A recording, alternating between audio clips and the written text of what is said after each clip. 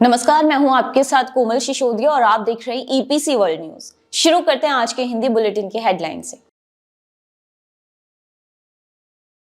शापूरजी पल्लौंजी समूह की Afcons infrastructure ने 1500 करोड़ का आईपीओ लॉन्च करने की बनाई योजना।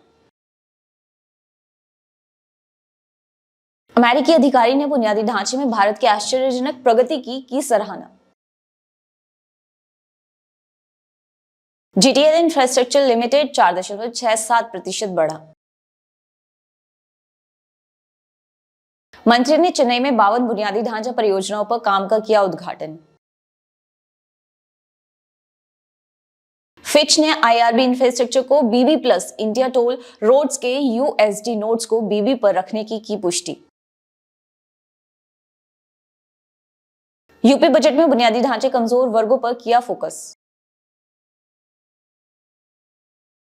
भारत अपने लचीले बुनियादी ढांचे क्षेत्र के दम पर $5 ट्रिलियन की बनना चाहता है अर्थव्यवस्था। सरकार द्वारा बुनियादी ढांचे को बढ़ावा देने से उत्तर पूर्व में रोजगार, पर्यटन और खेल को मिलेगा बढ़ावा। वारी ने भारत में 335 मेगावाट सौर परियोजना के लिए जीता ईपीसी सौदा। Assam power generation corporation limited ने 25 मेगावाट सौर पीवी परियोजना के लिए ईपीसी ठेकेदार से मांगे प्रस्ताव। एल&टी कंस्ट्रक्शन ने अपने ट्रांसपोर्टेशन इंफ्रास्ट्रक्चर बिजनेस टीआई के लिए हासिल किया बड़ा ऑर्डर। सऊदी अरब में अपशिष्ट जल उपचार संयंत्र के लिए $33.5 मिलियन का ऑर्डर मिलने पर वाटेक WABAG में 10% की हुई वृद्धि। 2 मेगा हवाई अड्डों की कहानी में नोएडा अंतर्राष्ट्रीय हवाई अड्डा जेवर का उल्लेख। मैन इंफ्रा कंस्ट्रक्शन Q3 का शुद्ध लाभ गिरकर हुआ 86.51 करोड़। उत्तर प्रदेश सरकार ने 7.36 लाख करोड़ रुपए बुनियादी ढांचे, महिलाओं, युवाओं और किसान विकास के लिए किया आवंटित। केरल बजट 2024 से 25 में बुनियादी ढांचे के विकास पर दिया गया जोर, हाई स्पीड रेल यात्रा पर भी दिया गया जोर। ओरिएंट सीमेंट का शुद्ध लाभ तीसरी तिमाही में 63.5% बढ़कर हो गया 45 करोड़। ओम इंफ्रा ने इस सप्ताह 12% की लगाई छलांग, हालांकि आय वृद्धि अभी भी 3 साल के शेयरधारक रिटर्न से चल रही है पीछे। शुरू करते हैं खबरें विस्तार से। सूत्रों के मुताबिक $7 अरब के शापूरजी पल्लौंजी समूह की बुनियादी ढांचा निर्माण शाखा एफकॉन्स आखिरकार इस साल 1000 से 1500 करोड़ के आकार के साथ अपनी आरंभिक सार्वजनिक पेशकश लॉन्च करेगा। आईपीओ मुख्य रूप से दृश्यता हासिल करने और विकास को गति देने के लिए है, न कि पूंजी की आवश्यकता के कारण। सूत्रों के मुताबिक कंपनी ने axis capital markets, IIFL securities, SBI capital markets सहित अन्य निवेश बैंकरों को नियुक्त किया है। अगले कुछ महीनों में ड्राफ्ट प्रोस्पेक्ट्स दाखिल होने की उम्मीद है। घटनाक्रम की जानकारी रखने वाले एक सूत्र ने कहा कि प्रवर्तकों द्वारा आईपीओ पर विचार करने का मुख्य कारण ये सुनिश्चित करना है कि यह विकास के अगले स्तर पर जाए। उनका मानना है कि कंपनी को अधिक व्यवसाय आकर्षित करने के लिए अन्य बड़ी निर्माण कंपनियों के साथ बाहर होने की जरूरत है। वरिष्ठ अमेरिकी अधिकारी भारत की प्रगति की प्रशंसा करते हैं और स्वच्छ प्रौद्योगिकी आपूर्ति श्रृंखला में चीन पर निर्भरता कम करने के लिए अमेरिका के साथ जुड़ने वाली भारतीय कंपनियों की सराहना करते हैं। संयुक्त राज्य अमेरिका के ऊर्जा संसाधन राज्य के सहायक सचिव जेफरी आर पाइट ने सोमवार को बुनियादी ढांचे में भारत की प्रगति के लिए प्रशंसा व्यक्त की, क्योंकि उन्होंने ऊर्जा प्राथमिकताओं और वैश्विक ऊर्जा संक्रमण के लिए महत्वपूर्ण खनिजों के अवसरों और चुनौतियों के बारे में अपने विचार साझा किए हैं। एक वर्चुअल प्रेस ब्रीफिंग के दौरान पाइट ने अपनी हालिया भारत यात्रा पर विचार किया और कहा कि प्रगति को देखना आश्चर्यजनक था। जीटीएल इंफ्रास्ट्रक्चर लिमिटेड ने पिछले एक महीने में S&P BSE टेलीकम्युनिकेशंस इंडेक्स में 0.2% की बढ़त और सेंसेक्स में 0.36% की गिरावट की तुलना में 37.42% जोड़ा है। जीटीएल इंफ्रास्ट्रक्चर लिमिटेड आज 4.67% की बढ़त के साथ 2.24 रुपए पर कारोबार कर रहा है। S&P BSE टेलीकम्युनिकेशंस इंडेक्स 0.93% बढ़कर 2356.59 पर पहुंच गया किया। पिछले एक महीने में सूचकांक 0.2% बढ़ा है। सूचकांक के अन्य घटकों में भारती एयरटेल लिमिटेड में 1.98% की वृद्धि हुई और स्टरलाइट टेक्नोलॉजीज लिमिटेड में 1.35% की वृद्धि हुई है। बेंचमार्क सेंसेक्स में 18.61% की वृद्धि की तुलना में S&P BSE दूरसंचार सूचकांक पिछले एक साल में 43.28% बढ़ गया है। रोयापुरम जोन के वार्ड 51 और 49 में मौनेगर रोड पर पैदल यात्री प्लाजा और विभिन्न क्षेत्रों में 37 स्कूलों सहित 52 बुनियादी ढांचा परियोजनाओं का निर्माण सोमवार को शहर में शुरू किया गया। शहर में स्पंज पार्क और वेलांगुडू शमशान में शवों के लिए डीप फ्रीजर सुविधा सहित 13 बुनियादी ढांचा परियोजनाएं पूरी हो चुकी हैं। खेल विकास और युवा कल्याण मंत्री उदयनिधि स्टालिन ने सोमवार को नगर पालिका प्रशासन, शहरी और जल आपूर्ति मंत्री KN नेहरू की उपस्थिति में सुविधाओं का उद्घाटन किया। सिंगारा चेन्नई 2.0 परियोजनाओं के सफल कार्यान्वयन की ओर इशारा करते हुए श्री उदयनिधि ने कहा कि मुख्यमंत्री MK स्टालिन ने सिंगारा चेन्नई 2.0 परियोजनाओं के लिए 500 करोड़ के आवंटन का आदेश दिया है। IRB की परिसंपत्तियों के विविध और रणनीतिक रूप में स्थिति पोर्टफोलियो द्वारा मजबूत यातायात प्रदर्शन की फिच की उम्मीद को दर्शाती है, जो कि मजबूत भारतीय GDP वृद्धि की हमारी प्रत्याशा से मदद करती है। रेटिंग इन हाउस इंजीनियरिंग, खरीद और निर्माण EPC व्यवसाय द्वारा प्रदान की गई विशेषज्ञता के साथ समूह की संपत्तियों को उच्च मानक पर संचालित करने और बनाए रखने में कंपनी के रिकॉर्ड पर भी विचार करती है। IRB भारत के सड़क क्षेत्र में अग्रणी है, जो 12 राज्यों में 15,000 लेन किलोमीटर से अधिक build operate transfer BOT, toll operate transfer TOT और हाइब्रिड एन्युटी मॉडल सड़क परिसंपत्तियों का प्रबंधन करता है। पिछले 3 वर्षों में से इसने करीब 250 अरब रुपए की सड़क संपत्ति जोड़ी है। IRB की रणनीति BOT परियोजनाओं पर ध्यान केंद्रित करने की है, जिसे उसके IRB infrastructure trust private InvIT के तहत GIC प्राइवेट लिमिटेड सिंगापुर के संप्रभु धन कोष के सहयोगी के साथ 51% से 49% सहयोग में विकसित किया जाएगा। उत्तर प्रदेश की भारतीय जनता पार्टी सरकार ने सोमवार को 2024 से 25 के लिए 7.36 ट्रिलियन रुपए का बजट पेश किया, जो साल की तुलना में 16% अधिक है। मुख्यमंत्री योगी आदित्यनाथ ने इसे भगवान राम और लोक मंगल, लोक कल्याण को समर्पित किया। वित्त मंत्री सुरेश खन्ना द्वारा प्रस्तुत बजट में वित्त वर्ष 2015 के लिए राज्य का राजकोषीय घाटा 3.46% होने का अनुमान है। वित्त वर्ष 2015 में राज्य का अपना कर राजस्व 27% बढ़कर 2,70,086 करोड़ होने का अनुमान है। राज्य का पूंजीगत व्यय वित्त वर्ष 2015 में 1,54,747 करोड़ होने का अनुमान है, जो 6% अधिक है, जबकि राजस्व व्यय वित्त वर्ष 2015 में 17% बढ़कर 5,32,655 करोड़ होने का अनुमान है।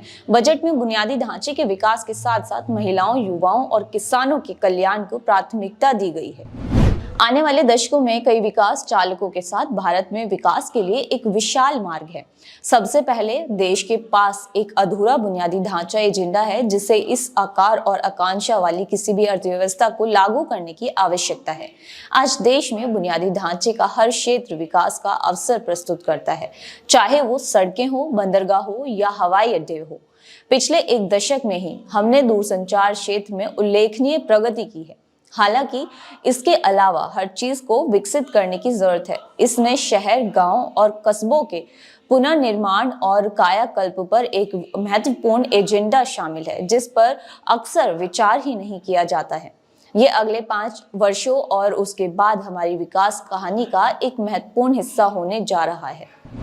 प्रधानमंत्री नरेंद्र मोदी ने कहा कि उनकी सरकार द्वारा पूर्वोत्तर क्षेत्र को दिए गए बुनियादी ढांचे को बढ़ावा देने से रोजगार के अवसर मिलेंगे और क्षेत्र में पर्यटन और खेल को बढ़ावा मिलेगा। प्रधानमंत्री ने रविवार को गुवाहाटी में एक सार्वजनिक बैठक को संबोधित करते हुए कहा कि पिछले 10 वर्षों के दौरान रिकॉर्ड संख्या में पर्यटक उत्तर पूर्वी राज्यों में आए हैं। प्रधानमंत्री ने कहा कि कामाख्या परियोजना पूरी होने पर राज्य में पर्यटकों की आमद और बढ़ेगी। मोदी ने कहा कि सरकार ने गरीबों के लिए 4 करोड़ से अधिक घर बनाए हैं। उन्होंने आगे कहा कि विकसित भारत संकल्प यात्रा से देश के 20 करोड़ से ज्यादा लोग जुड़े हैं। इससे पहले प्रधानमंत्री ने 11,000 करोड़ रुपए से अधिक की कई बुनियादी ढांचा विकास परियोजनाओं का शिलान्यास और उद्घाटन किया है। इनमें कामाख्या मंदिर गलियारे की आधारशिला रखना, चंद्रपुर में एक नया खेल परिसर, गुवाहाटी मेडिकल कॉलेज और अस्पताल की एकीकृत नई इमारत और करीमगंज जिले के रतबारी में एक नया मेडिकल कॉलेज शामिल है। भारत की वारी रिन्यूएबल टेक्नोलॉजीज लिमिटेड ने अपने देश में 335 मेगावाट से 412 मेगावाट सौर परियोजना से संबंधित इंजीनियरिंग, खरीद और निर्माण ईपीसी सेवाएं देने का ऑर्डर हासिल किया है। वारी ने सोमवार को एक्सचेंज फाइलिंग में कहा कि ये सौदा 5.48 बिलियन रुपए का है और एक अनाम घरेलू उपयोगिता द्वारा प्रदान किया गया था। लेटर ऑफ अवार्ड एलओए के अनुसार परियोजना को टन के आधार पर वितरित किया जाएगा, जिसकी क्षमता दिसंबर 2024 में चालू होने वाली है। प्रस्तावित योजना के बारे में सटीक स्थान और विवरण उपलब्ध नहीं थे। Assam power generation corporation limited engineering, procurement और कंस्ट्रक्शन ईपीसी ठेकेदार के चयन के लिए योग्य और अनुभवी ठेकेदारों फर्मों से प्रस्ताव मांग रहा है। कार्य के दायरे में असम के नामरूप में स्थित 25 मेगावाट की ground mounted solar PV power परियोजना के लिए टर्न के आधार पर डिजाइन, इंजीनियरिंग, आपूर्ति, निर्माण, परीक्षण और कमीशनिंग शामिल है। इसके अतिरिक्त चयनित ठेकेदार 5 साल की अवधि के लिए व्यापक संचालन और रखरखाव के लिए जिम्मेदार होगा। L&T कंस्ट्रक्शन के ट्रांसपोर्टेशन इंफ्रास्ट्रक्चर बिजनेस ने असम में ब्रह्मपुत्र नदी पर पलाशबाड़ी से सुआलकुची केबल स्टे ब्रिज के निर्माण के लिए एक प्रतिष्ठित परियोजना अनुबंध जीता है। ये परियोजना लोक निर्माण सड़क विभाग असम द्वारा पलाशबाड़ी और सुआलकुची को जोड़ने वाले 12.21 किलोमीटर लंबे पुल के निर्माण के लिए प्रदान की गई है। ये पुल दोनों शहरों को सीधे जोड़ेगा। सुआलकुची गांव दुनिया के सबसे बड़े बुनाई केंद्रों में से एक है, जहां पारंपरिक असमिया परिधान मुगा, सुनहरे रेशम जैसी स्वदेशी सामग्रियों से बनाए जाते हैं, जो केवल वहीं उत्पादित होती है। ये पुल सीधे लोकप्रिय गोपीनाथ बोरदोलोई अंतर्राष्ट्रीय हवाई अड्डे असम से भी जुड़ेगा। सऊदी अरब साम्राज्य में रास तनुरा रिफाइनरी परियोजना में एक औद्योगिक अपशिष्ट जल उपचार संयंत्र के लिए SCPCO third electric power construction corporation से $33.5 मिलियन का ऑर्डर मिलने के बाद वाटेक WABAG के शेयर सोमवार को 10% से अधिक उछलकर 52 सप्ताह के नए उच्चतम स्तर पर पहुंच गए हैं। SCPCO थर्ड इस औद्योगिक अपशिष्ट जल संचार संयंत्र का निर्माण कर रहा है, जिसमें वाटेक WABAG प्रक्रिया और प्रौद्योगिकी ठेकेदार के रूप में काम कर रहा है। ये परियोजना दुनिया की सबसे बड़ी एकीकृत तेल और गैस कंपनियों में से एक सऊदी अरामको के लिए सऊदी अरब साम्राज्य में पानी और अपशिष्ट जल परियोजनाओं के एक प्रमुख PPP डेवलपर और संचालक मियां होना द्वारा विकसित की जा रही है। ग्रेटर नोएडा से लगभग 40 किलोमीटर दक्षिण में नोएडा को आगरा से जोड़ने वाले यमुना एक्सप्रेसवे पर जेवर टोल प्लाजा से ठीक पहले एक साइन बोर्ड पर नोएडा अंतर्राष्ट्रीय हवाई अड्डा जेवर का उल्लेख है।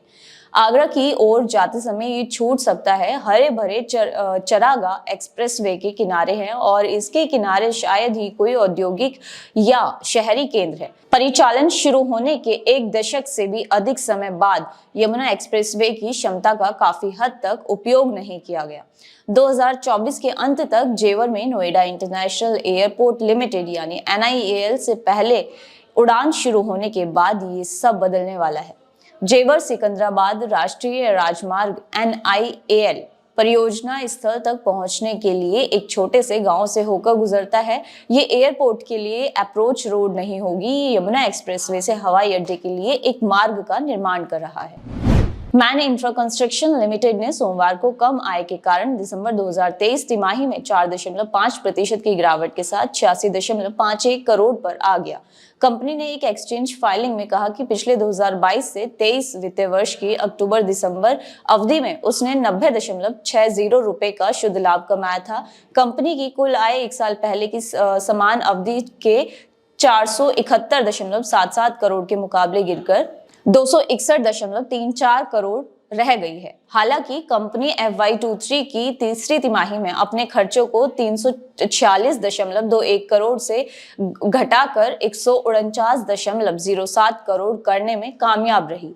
EPC firm man infra construction बंदरगाहों, बुनियादी ढांचे, वाणिज्यिक परियोजनाओं, संस्थानों, IT परियोजनाओं और भविष्य की जीवन शैली वाले घरों जैसे क्षेत्रों में है। उत्तर प्रदेश सरकार ने सोमवार को 7.36 लाख करोड़ रुपए के आवंटन के साथ वित्तीय वर्ष 2024 से 25 के लिए बजट पेश किया है, जिसमें बुनियादी ढांचे के विकास के साथ साथ महिलाओं, युवाओं और किसानों के कल्याण को प्राथमिकता दी गई है। बजट में राज्य में कृषि क्षेत्र के लिए 5.1% की विकास दर का लक्ष्य रखा गया है, जबकि छात्रों को टैबलेट, स्मार्टफोन के वितरण के लिए 4,000 करोड़ रुपए और धर्मार्थ मार्ग, धार्मिक स्थानों तक जाने वाली सड़कों के विकास के लिए 1,750 करोड़ आवंटित किए गए हैं। इसने महाकुंभ 2025 के आयोजन के लिए राज्य के संस्कृति विभाग को 100 करोड़ प्रदान किए हैं। शहरों में विश्व स्तरीय बुनियादी ढांचा विकसित करने के उद्देश्य से शहरी विकास विभाग को अतिरिक्त 2,500 करोड़ रुपए आवंटित किए गए। वित्तीय संकट के बीच सरकार ने 2024 से 25 के बजट में सड़क, रेल, हवाई अड्डे और बंदरगाह विकास परियोजनाओं के लिए पर्याप्त निवेश के साथ बुनियादी ढांचे के विकास पर ध्यान केंद्रित करना जारी रखा है, जो आर्थिक विकास की रीढ़ माने जाने वाले क्षेत्रों को मजबूत करने की अपनी प्रतिबद्धता को रेखांकित करता है।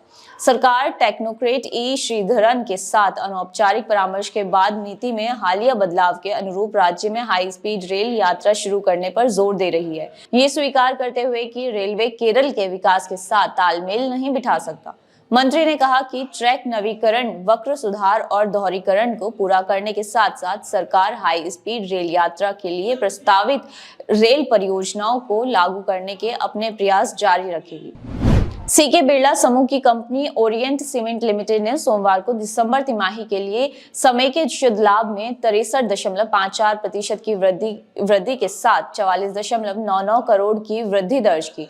ओरिएंट सीमेंट लिमिटेड (OCL) ने एक नियामक फाइलिंग में कहा कि कंपनी ने एक साल पहले की अवधि में 27.51 करोड़ का शुद्ध लाभ दर्ज किया था।